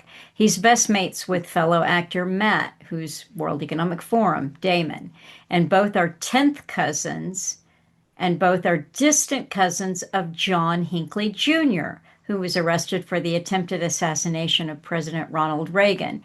Hinckley Jr. is also the sixth cousin, one time removed, of Nancy Reagan. Nancy also had a royal bloodline back to Edward III. In keeping with the theme of this book, Affleck and Damon are also cousins of serial killer Jeffrey Dahmer, Mark David Chapman, John Lennon's supposed assassin, and Boris Johnson. To add to this, Affleck and Damon both have royal bloodlines. At least they keep it all in the family, so to speak. And then you go on there with Affleck's royal lineage going back, and his first wife, Jennifer Garner's connections to a CIA recruitment video, and George Clooney with the CFRWEFUN. Remember, I'm going to put another Alan Watt-ism in here. He'd say, they give us our stars so that we follow the stars. And just like the Emily Blunt and her husband who said, "Ooh, got to stay home," and here is us staying home during COVID. In the U.S., I think the first kind of top couple of acting royalty were Tom Hanks and his wife Rita Wilson, who claimed that they were in Australia, I think, on a shoot, and they had to be locked down, oh dear me, in their hotel for weeks before they, but they said it's for the good, and you should stay home too. So these actors are not just anybody either. They're put out so that we emulate monkey see, monkey do. And as you Remember, yeah, go ahead. sorry, I was going to say, remember Dolly Parton's song where she redid Jolene, but it was Yes, vaccine? And yes, then didn't Schwarzenegger also tell you, screw your freedom? yes. Screw your freedom. Yep. Yeah. I actually mentioned the Dolly Parton thing Jolene, in yeah, here. you did. I got that. But she did that in the Vanderbilt hospital. So Anderson Cooper, CNN guy, he's a Vanderbilt, Yes. and he was a CIA intern as well. Yeah. So, yeah. And when you look at the Vanderbilt, when you go behind the scenes in the Vanderbilt hospital, they were also, I think, pushing the sex change, transhuman type. Mm-hmm. Yeah, I think I documented a couple of those, and it just adds weight to the information when you see that they're all part of this again, going back to the beginning, the transhuman agenda, the eugenics agenda, the population control agenda, wheeling out these stars, like you said, follow the stars. She will have dragged in a certain demographic, and so will Emily Blunt. They'll drag in certain demographics to there. So will all these other people that told us to do that. I think Taylor Swift and her husband, he was an NFL American football player, or is. I think he got a $300 million or $100 million Amazon podcasting deal. Well, he did a huge ad campaign for, to comply and obey with the whole COVID thing. Yeah, he was get your paid something vaccine. like $50 million. I forget the amount, but it was like $10 million or $15 million directly from Pfizer. Oh, Yeah. yeah. So that was Taylor Swift, isn't it? Yeah, that's Taylor Swift's family, or other half. Go back So they to, would. Oh, sorry. Sorry. I was going to go back to Ben Affleck for a second because my wife and I watched the Ben Affleck film last night, and you know how symbolism is everywhere, and they use symbols to communicate with that deep part of our minds, and it's a tell. Actually, you can see once you learn to recognize the symbols, you can see them everywhere, and it's one of those things you can't unsee. And I said to her just as this film was starting, I said, "How long do you think it'll be into the film until they show us just a one eye on the screen?" Because you see this all the time. And she said, I reckon 30 seconds. I said, okay. The very first scene of the film was a close-up of one of Ben Affleck's eyes. And that was Wow. It was the very, very first scene of the film. Wow. And we just laughed. What was the movie? It's called Hypnotic. It's on Netflix. It's an absolute steaming pile of garbage. Don't watch it. Yeah. Because my brother was telling me that now they make films assuming the audience are going to be on their phones and tablets. So all of the plot points are overstated and repeated in the character's dialogue. So you have this totally unnatural dialogue where people are just repeating the plot points over and over. And it just makes these things totally unwatchable. We watched 2 films recently, and Well, there's an element of AI script in what you just described there, because that's the way that the chat interacts with you by restating things. So so what you're saying is, and then it restates it. So I guess yeah. they're doing scripts that way now too. Yeah, well, we've mentioned this in our podcast that what Nick's saying is they're writing scripts so the listener or watcher who's doom scrolling at the same time can keep themselves connected to whatever the TV or the film's saying. And like Nick said, they're just unwatchable, these programs, because we're used to watching a film. You're committed to watching the film, not to doom scrolling on your phone. But one of the interesting things, just to go on a bit of a side hustle, Boris Johnson, one of his advisors, was a guy called Alex Crowley. I don't know if I mentioned this. So just going back to the backdrops of symbolism, Alex Crowley, we found out that a few years ago, I didn't even know who he was, but he's on his LinkedIn. He's changed his LinkedIn page, by the way, but I've got a copy of his old one, and he actually says he changes minds. Okay, and he is a relation of Alistair Crowley. And we found this out because he was doing a talk at Christian's wife's, she was at a seminar, and he was doing a talk. And the talker before had been talking about the Beatles' Sgt. Pepper album. And when he came up on stage, that image was still there. And he said, oh, my uncle or something like that's on that album cover. Left it at that and carried on talking. But my wife, not my wife, Chris's wife, being sharp, realised it was called Crowley. So when he'd finished, she followed him to the lift and said, are you Alistair Crowley's nephew then? And he went, yes, and then just got in the lift and didn't want to talk to her. So Boris Johnson had Alistair Crowley's nephew, whatever, working with him as an advisor while he was mayor. He actually showed off on his LinkedIn page he helped get Boris Johnson into power, all these things as well. He worked for British Airways, as a PR agent, all a turd polisher. But we also found then several other Crowleys. And one of the interesting one was Nathan Crowley. And Nathan Crowley is a set designer in a film. That's why it popped up. So Nathan Crowley is a set designer on like the Batman films, with what's he called, the guy that did all the Batman films recently, the English guy. Christopher Nolan. Christopher Nolan. So Christopher Nolan, then, that set me off on a little research thing. So Nathan Crowley is a definite nephew of Alistair Crowley, and he's the set production. He's won Oscars for set production. So when you're putting messengers in, who's the ideal guy? Then someone put in, and obviously if they've got a Crowley link, I mean, talk about a bloodline. I mean, jeepers. So, but the Nolans are interested as well. This is how research works. People often ask me, can you train me how to do research? Like I'm going to set some sort of research academy up, but you couldn't do it because you sort of, a friend of mine, we did a podcast about 3 weeks ago mentioning some of the new areas of research is Yoko Ono, and she was put into a psychiatry hospital in the late 1950s, early 60s. And I said to him, which hospital was it? And he said, I don't know. And I thought, that is it. I'm triggered. I'm going to find out which hospital she went into and who the damn people were that were treating her. Yeah? And that's how it works. And likewise with Nathan Crowley, I thought, the Nolan. But the Nolan brothers, obviously, one of them did Oppenheimer, and another one did another nuclear, I think it was called Fallout. So he did his brother did Fallout, which was an Amazon series about nuclear apocalypse. Yeah, based on a computer game, yeah. Yeah, and Christopher Nolan did Oppenheimer all at the same time. Yeah? Right. That can't be a real... But what topped this off, they've got an older brother called Matthew. I think he's called Matthew.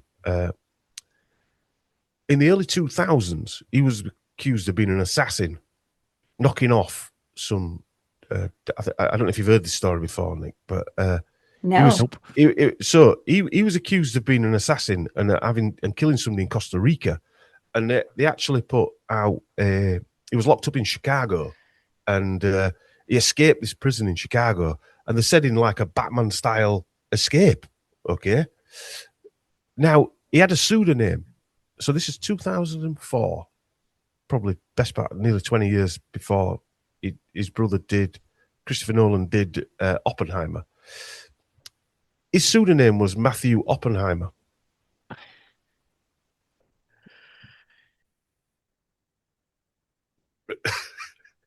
Again, it's in the newspapers. Yeah, it's in the court descriptions. So these are two guys that are doing films, major films, big films, and their brother is an assassin, or a wanted assassin, let's say, a supposed assassin. That reminds me of we're So straying weird. into film territory now, but there was a film called, I think it's Confessions of a Dangerous Mind.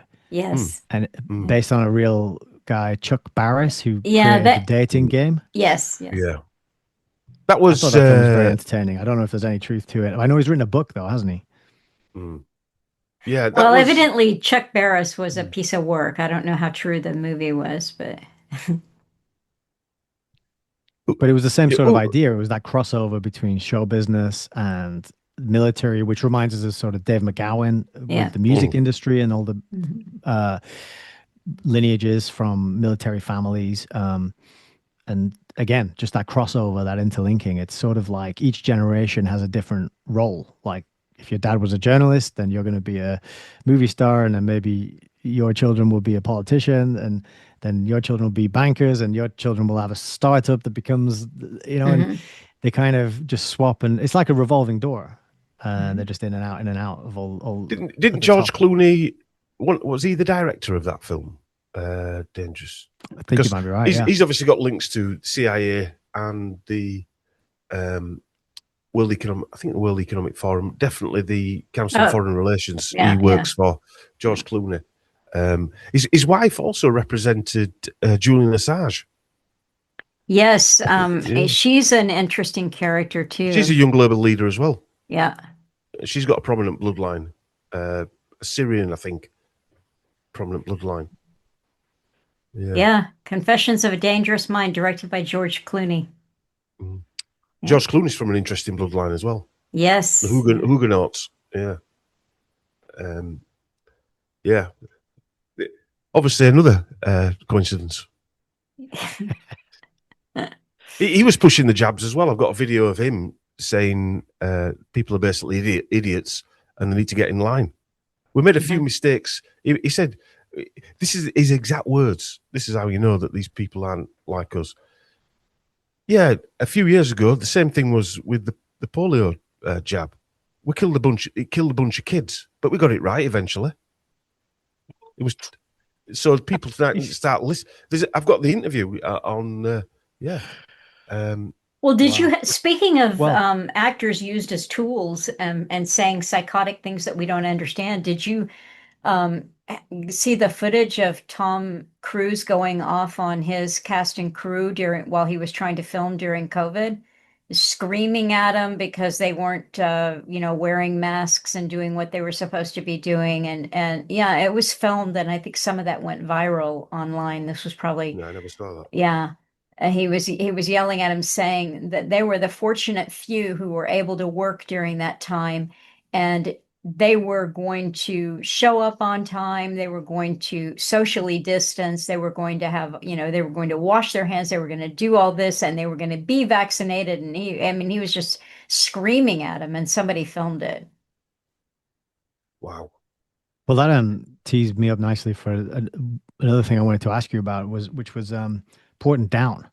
So we Oh mentioned yeah. already the Contagion film, the way we are sort of prepared for these events very early ahead of time. 9/11 was a similar thing. There was album covers, there was Simpsons episodes, there were all these depictions of that sort of event in various mediums to sort of seed that possible reality into people's minds, so that when it came along, they would accept it, right? And I think the Big C event was no different. So, but this really, it's like what you mentioned about Porton Down is this experimenting on people, and George Clooney's quote just reminded me of that. Well, we killed a few people, but we got it right eventually. Like, there's no qualms about just, test this thing out on that group of people over there and see what happens, take some notes, watch it from afar, and then refine it and carry on. So, yeah, could you tell us a little bit about Porton Down and what your research uncovered there? I remember doing the Chris Whitty presentation, and they'd rolled out a particular jab, and they tested it in a village, and it was part of the Wellcome Trust NGO, and they'd obviously wiped a few people out in that village, and these are the people that were running that. But he was part of the Novichok scenario. Was Chris Whitty working out of Porton Down? If you remember, everyone remember the Novichok, the two Russians that were supposedly poisoned by Russian, whatever they were, but obviously Surrey, just down the road, wasn't it? It was just some kind of operation that was going on. So Porton Down's been there since World War II. I think it's probably intrinsically linked with the Tavistock operation. And what got me with Porton Down, what got that first on my radar, I suffered with a condition called Lyme disease for many, many years in a bad way. And I realised that Porton Down was our Fort Detrick. And they were, so if you thought you might have Lyme disease, you get bitten by a toxic tick, if you like, they send your test down to Porton Down. So the very people that are probably developing these things, they're sending your test down to. They did the same Fort Detrick. A lot of these modified ticks were injected. There's lots of books being written about this. They're injecting them with modified bacteria, and then dropping them the length and breadth of America, hundreds of thousands of ticks, to see what would happen. And same thing probably happened in the UK. Although I didn't find any evidence of that happening in the UK and Europe, but there has been an explosion of ticks. So I can only put it down to that they did the same thing. Anyway, so Porton Down were running operations throughout, during World War II, actually, to sort of simulate Nats, what the class as Nazi Germany dropping a biological weapon onto Britain. And they were simulating it by using a biological weapon on Britain, which is interesting. Mainly zinc cadmium, which is obviously a toxin, and a derivative of anthrax. I won't try and pronounce the Latin name, but they did it in hundreds of different sorties up and down Britain.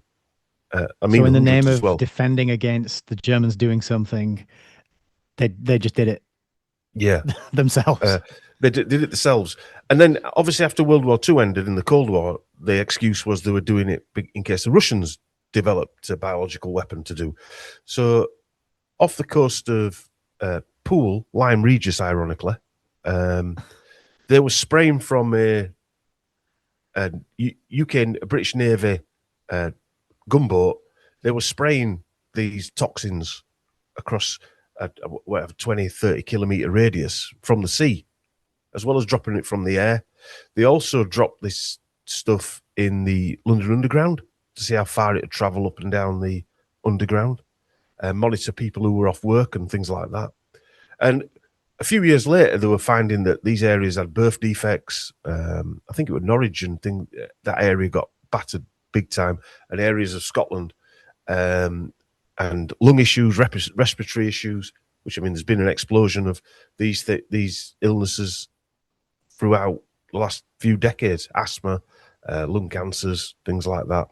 And they were doing the same in America as well. They were mirroring what they were doing here in America. They were using the New York subway, doing the same thing. I think there's a guy doing it out of a briefcase, just walking up and down, just spraying this clear, wherever it was, up and down the New York subway.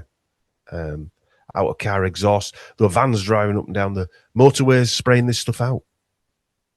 These are the people that are protecting us.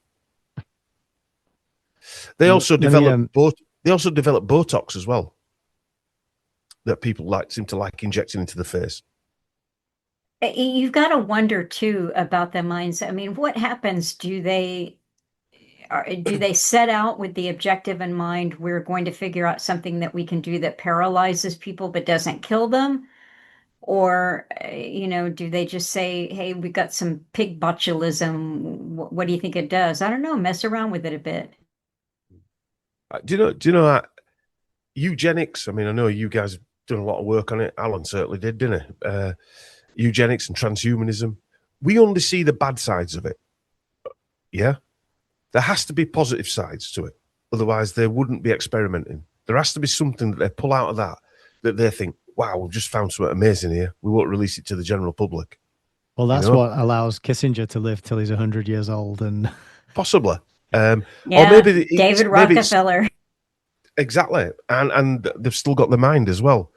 Again, going back to Peter Thiel. I mean, I've talked about this quite a lot. Peter Thiel, a few years ago, denied being a vampire.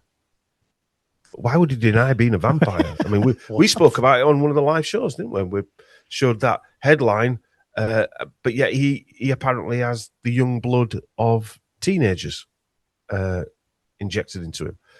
These things are happening, whether we like to think they are or not. We know they're happening. There is. People always have a go at me. I don't know if you know this, but I've got a natural health clinic. Because we've got Lyme disease, we set up a natural health clinic, me and my wife. I'd sold my businesses, and we've got nurses that work in there helping people with Lyme disease and other illnesses. But I use a lot of high-dose vitamin C. And people say, that was founded by Linus Pauling, who was a eugenicist and a Mason and all this stuff. But not all the things that these people find are bad for you. It goes without saying that not everything's going to be destructive. Mm-hmm. You've just got to weed out what helps and what doesn't help. We use the word eugenics means to improve the stock, improve the genes, and it's better thought of as eugenics for them and dysgenics for the rest of us, because while they're keeping things pretty tight, keeping it in the family, so to speak, keep it in the bloodlines, and keeping a very close eye on the quality of their own stock, they're doing all sorts of crazy things, as you wrote about here, pointing down the experimentations, the chemicals they put in the food, the water, the air, the furniture, everything you can possibly think of. Every vector of attack is weaponized against us. But of course, good information they're doing all this to make sure that they can stay in control and keep themselves on top of the pyramid. Mhm. I mean, Yeah, there's a very, there is a component of it, like better stock. Look at the, Darwin's and Wedgwoods. They had all of these children who were, either died young or had mental disability or suffered with depression because of inbreeding. So yeah, they're looking at how can we keep our breed pure without any of these problems that happen when you're doing close breeding like that. And yet, of course, they do think that they are doing something good for themselves. And I think the same can be said about transhumanism and posthumanism. I talked to James Giordano and specifically about transhumanism and posthumanism. And I believe that many of these people are true believers. They really do believe that augmenting and enhancing humans is a good thing. They'll just line right up for that themselves because they get added, lifespan or better quality of life or whatever it is they're after. I think many of them are true believers, and that's I interesting to me. Yeah, I think you're right. I think they are true. Also, a lot of people get into something where they think this one part that they are researching or developing, that is harmless.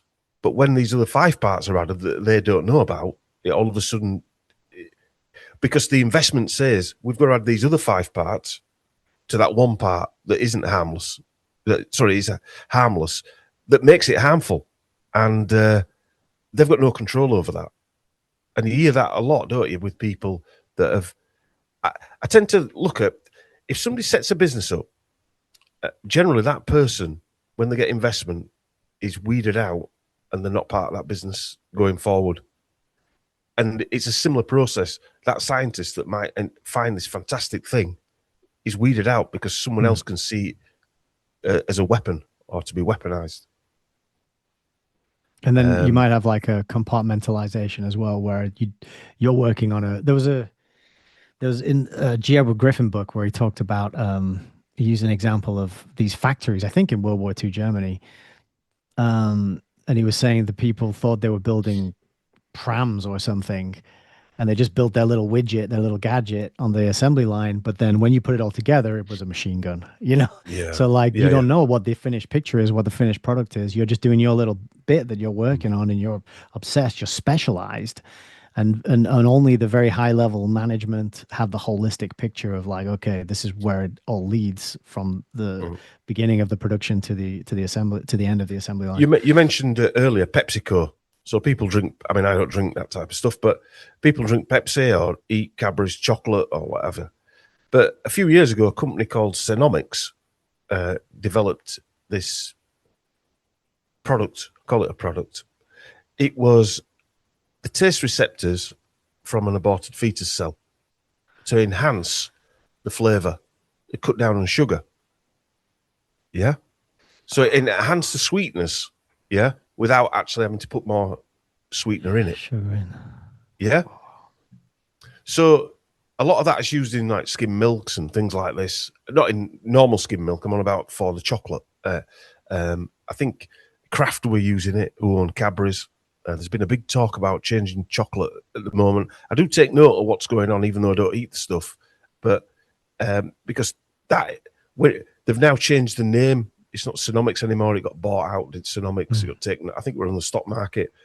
But when you see things like this that just disappear, just like the jabs when they're using HEC 293 in jabs, and when I say to people that jab has dog cells in it or rat cells, they call them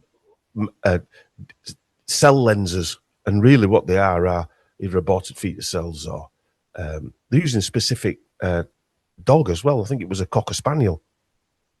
Don't know why a Cocker Spaniel. But these are reproduced cells. These are cells that reproduce. It's like an immortal cell. But yeah, so even in our confectionery that people have as a treat, let's just say, some of it might have this Sonomics product in that's now been hidden. Now, these have got patents that they're worth millions. These, they're not just going to throw them away. They were licensed and everything. It's only because of the backlash that PepsiCo got. You can see the PepsiCo. So there's a news article out there saying PepsiCo is going to drop this Sonomics product from there because of the backlash and wherever. And But then all they these do are the is type of rebrand products. it. Then they just rebrand it, call it a different name, and it's I hidden noticed that in forever. a lot of the books I read I've read about like foundations, Fabian Society, and they'll start a group and it'll be some think tank or it'll be some council or institute, and then they'll get a bit of heat and then they'll rebrand it, and this is just this ongoing process. The same people up to the same schemes and the same plans, but when they get some heat, drop that word and pops a new word, but it's the same agenda, right? The classic Yeah. example is eugenics, right? That got too hot, World War II. We can't be openly advocating for that anymore. Get rid of that, and now it's just biological genetics. And that's 23andMe. It's a trendy thing, isn't it? 23andMe Mhm. data collection. Then use YouGov to do the mind data collection, or companies like that. Sorry, we've drifted off topic, haven't we? I have a tendency to do that. That's all right. No, it's fascinating. Let me ask you a question. How is the reception for the book? In what how people have got back to me and said what they think. A Yes. similar reception to what you guys have said, really, because it always fascinates me. But I'm not really a great seller of it, to be honest with you. I haven't done many shows to try and push it from a numbers perspective. It was always a plan just to get it out there for me. But my backstory is I had a business. I was pretty hardcore sales, not in a bad way, but that's what I used to do. And since I got out of the corporate side, I just don't want to push anything anymore. But the feedback I've had is the cat put it down, which is quite good. I wanted it to be data information rich, so every line was wow, oh wow, because that's what I want to read. Hence why I think in the opening I said that instead of having things at the bottom of the page that explain something, I've kept them in the narrative because I didn't want to have the sort of source, the notes at the bottom of a chapter or whatever, because you sort of lose the rhythm of where it's going. I wanted to go off in a direction and come back, a bit like what we've done tonight, I suppose.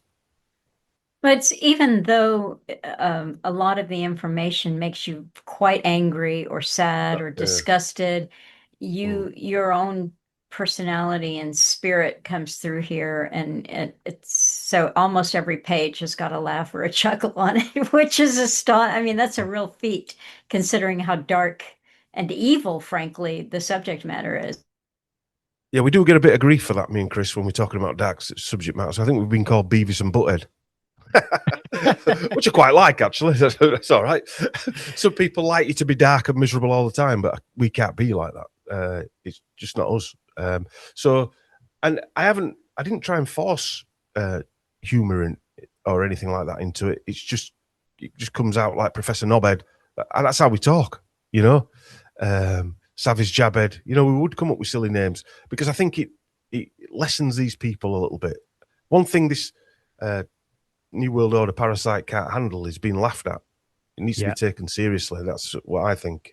Well, it's just funny. I find it hilarious because I do the same thing. I have names for everybody. And like we had one, they've demoted her now, but her name was Christy Nome. She was a governor, I think, of Idaho or somewhere. But anyway, they made her the head of Homeland Security. And she was the one who sent ICE out that mowed all these people down. And she wrote an autobiography right before she got her big promotion in which she was bragging about how she killed the family dog because it wasn't, well, she said it was a farm dog, but whatever. It wasn't a good guard dog. It was a little out of control and violent. And so she put it down. So I used to call her Christy Dog Killer Gnome. And then I saw straight to the point, Melissa. Yeah. So then she was doing her ICE. She was posing with the machine guns and all the ICE, which are the Border Patrol people. And she had so much Botox. Speaking of Botox, it was like all on her forehead and her puffed out lips and everything. And I'm like, oh no, she's got to have a new name. So I called her Christy Botox Head Dog Killer Gnome. It's long. It's a long name. I'm glad you just added to it instead of, you kept the dog killer bit. That's good. Oh yeah. She certainly had the dog killer eyes. Yep, yeah. So, you've got a lot of that through here, and you have, well, as Alan would say, you've got to laugh or you cry. Mm. Yeah. And Chris did the cover, by the way. Okay. Yeah, Chris did the design for the cover. And all tons of illustrations inside the book, which are just wonderful. Speaking of what is it, Jabhead? What's his name? I was just looking for the illustration to go with him. It's hilarious. Here he is. Oh, I thought I had it there, but I can't find it now. Yeah, the humor, the illustrations, the screenshots, like all of it. There he is. There's Savage Jabhead for anybody. He looks like Mr. Potato Head. Yeah. You see, Chris is. He said, "Oh, don't put them drawings in. They're not that good." I said, "You're having they're fantastic. You don't realize, No, they're fantastic. They really make it. As I call him, arty-farty, limp-wristed. I won't swear. But that's the problem with those types. They're never quite satisfied with. I said, "It's finished. You don't need to do any more. That's it. Done." Anyway, he didn't have any choice. I put him in anyway. Well, it is. It's a fantastic, like, all-round package. It was better than I thought it was going to be. Not that I had any, like, it just, I didn't really have any expectations. I just thought, I get it, I'll read it, we'll talk about it. But as I was going through it, I was like, this is really, really fantastic as a book. I'm so happy to have it in my collection. It's one that I can point to and loan out to people, and like Melissa said, go back to and check, just to refresh my terrible memory of things when I need to. It's a real gift that you've given us, to have brought this into the world and put it out there. So get selling it. I also use it as a textbook, and I do go back through it and say, "Oh yeah, that." So I use it the same thing as well. No, it is going to be a great kind of go-to resource, and I can't say that about a lot of books, but one where you're going to pick it up and say, "Now, what was that about?" Because you cover so many people, and just that and I'm going to get a little bit more of your personality in here. You're discussing, you say, on a slight detour, one of the most standout things about the majority of male PMs since the 70s is that they all seem to have an effeminate feel about them. There were Sir Ted Heath, Sir John Major, Sir Tony Blair, Gordon Brown, Baron David Cameron, Rishi Sunak, and now Mr. Muscle himself, Sir Keir Starmer, all of whom come across as slightly effeminate. Johnson is actually the only masculine PM in that bunch, unless you include Baroness Thatcher or Baroness Treason May. They're both more manly than them all. Love it. Another typo there. Treason, is it not Teresa? Damn, got another one in. No, I really enjoyed this. I'm still reading, and after about let's see, was it a total of 32 chapters when I got to about 2022? I thought I got to pick up the pace, so I just started kind of flying through and making notes where things jumped out at me. But it's definitely a good one to read thoroughly. It's 36 chapters. Yeah, I think there was about 180,000 words. Roughly. I was quite surprised because I just kept writing, so I had to edit quite a bit out. There was going to be 180 pages of source notes. We had to reduce the font to get down to about 100 pages. No, it's really readable. It's very readable. And that's the thing too. I had a lot on my plate when we started here, and Nick said several weeks ago, "How are you doing?" And I said, "Well, I got, okay, I can't lie. I." He said, "Hey," he said, "You know what? For something that is so information dense, this is highly readable. There's no AI in it. It's just Dom's personality coming through. It's very easy to read." And so, with that bit of encouragement, I dived in. I've got to say, they do take some writing as well. You know, like I said, I needed when that chap passed away. That was a double kick up the ass to carry on because it brought me right back to 2020 again. I was about halfway through it, but yeah. And that's the thing, like people want to forget.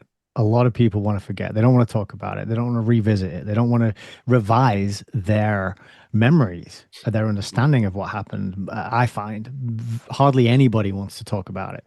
They just say during COVID, and then move on. And it's like, yeah, but what do you mean when you say that? What actually happened? What did we live through? What did we all go through there? And this is one of the things that I mention quite a lot when people are trying to work out, the past and history. And I know you got John Hamer to help you with some of the editing, and he's written many books, the falsification Yeah. of history being one of them. And I say, people can't even remember what happened 4 years ago.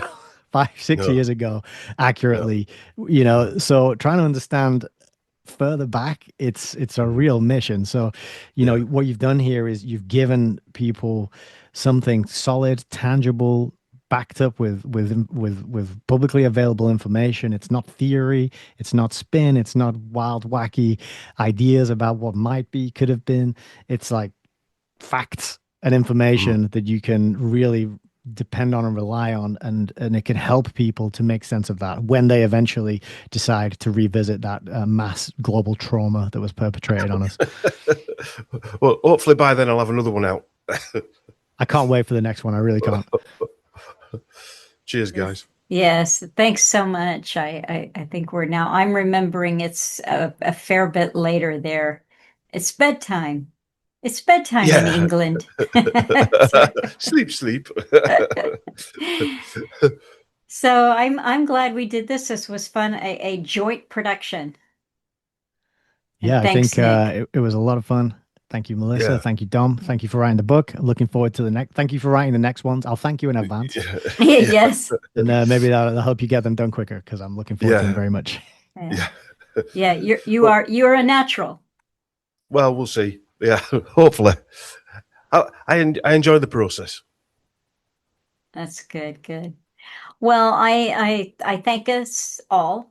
I thank us all. Yeah. And I hope that you've enjoyed watching this and listening to it. I'm sure you have. So, and if you haven't, I don't want to hear about it. It's your own fault if you haven't really. That's Like it. you You sat here should. for 2 hours, 10 minutes, not enjoying it. You could have turned it off at Yeah. any point. I mean,